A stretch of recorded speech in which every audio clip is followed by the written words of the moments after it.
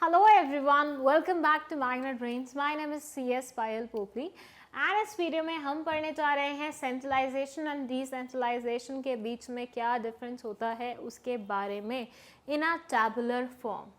Okay, we have picked 4 point of differences here. ये 4 points बहुत important points हैं centralisation और डिसेंट्रलाइजेशन के डिफरेंस समझने के लिए.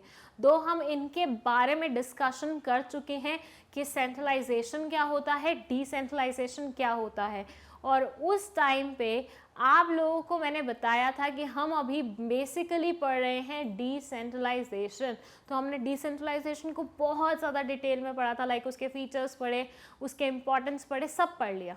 लेकिन फिर हमें कुछ बच्चों की रिक्वेस्ट मिली कि मैम सेंट्रलाइजेशन और डिसेंट्रलाइजेशन में डिफरेंस भी बताइए. So we are making that this video for you people only. इसमें हम बात करते हैं पहले पॉइंट ऑफ डिफरेंस के बारे में.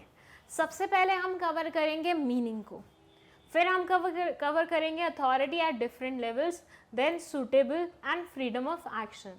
जैसे कि मैंने आपको बताया है कि कभी भी कोई डिफरेंस बिटवीन वाला पॉइंट आता है या क्वेश्चन आता है तो उसको टैबुलर फॉर्म में अगर आप बना देंगे तो वो बहुत अच्छा इंप्रेशन देगा. और अगर आप ये बेसिस या फिर पॉइंट ऑफ डिफरेंस लिख देंगे तो ये तो सोने पे सुहागा हो जाएगा. तो ये 4 पॉइंट, या अगर आपको लगता है और भी पॉइंट्स कवर हो सकते हैं, वो सारे इंसर्ट करके ऐसे टैबुलर फॉर्म में ही अपना आंसर लिखने की कोशिश कीजिएगा. एक तो इससे टाइम बहुत सेव होता है क्योंकि पैराग्राफ में आपको हर एक चीज़ from the very beginning to end लिखनी पड़ती है बहुत ज़्यादा डिटेल में. वरएज यहाँ पे आप शॉर्ट में लिख दोगे, काम चल जाएगा, क्योंकि आपको बस पॉइंट बताना है कि ये होता है उसमें, और सामने वाला इंसान एक एक लाइन में समझ जाएगा कि आपको पता है. तो यहाँ पे आपका टाइम भी सेव होगा, ज़्यादा क्लैरिटी भी होगी एंड इम्प्रेशन भी अच्छा पड़ेगा. वापस आ जाते हैं. मीनिंग क्या बोलता है? ये बोलता है सेंट्रलाइजेशन में it refers to concentration of power और authority at higher level only. यहाँ पे जितनी भी पावर होती है, जितनी भी अथॉरिटी होती है, वो टॉप लेवल के पास होती है.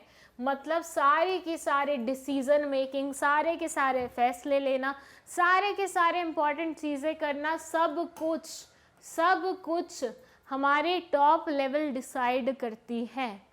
Whereas डिसेंट्रलाइजेशन की अगर हम बात करें तो यहाँ ये बोलते हैं it refers to every distribution of powers and authority at every level of management.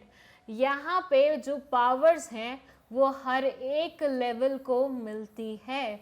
सारी की सारी पावर कोई सेंट्रलाइज यूनिट अपने हाथों में लेके नहीं बैठता है. तो पावर्स यहाँ पे क्या होती हैं?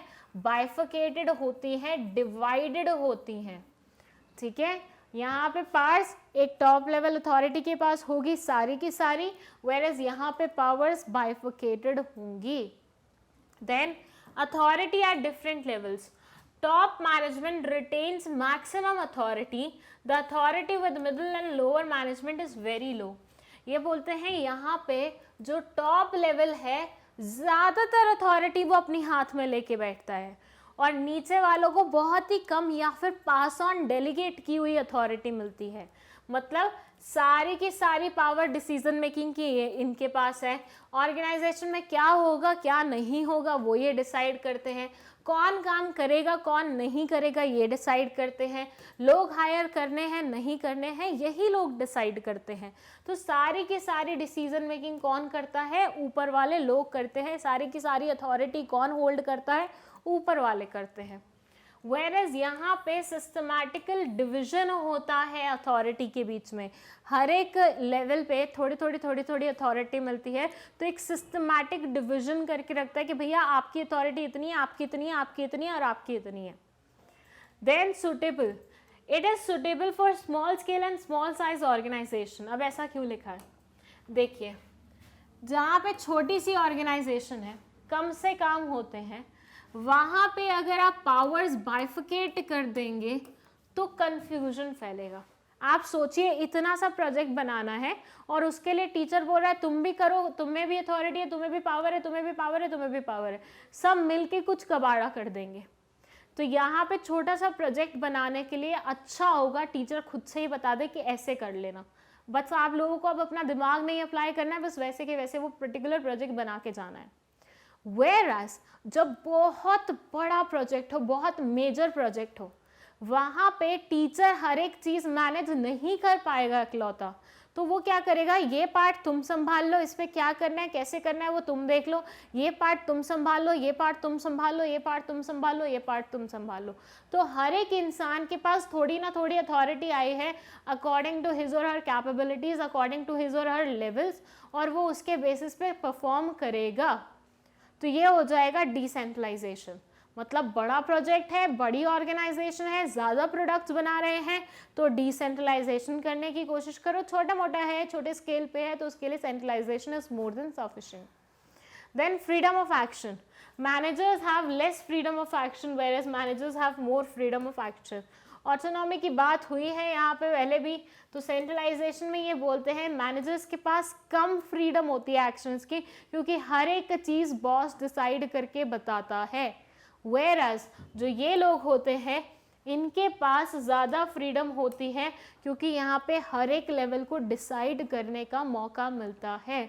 हर एक लेवल खुद से बताता है हमें क्या करना है, क्या नहीं करना है। सो इस तरह से मूव करती हैं चीज़ें centralisation as well as decentralisation में।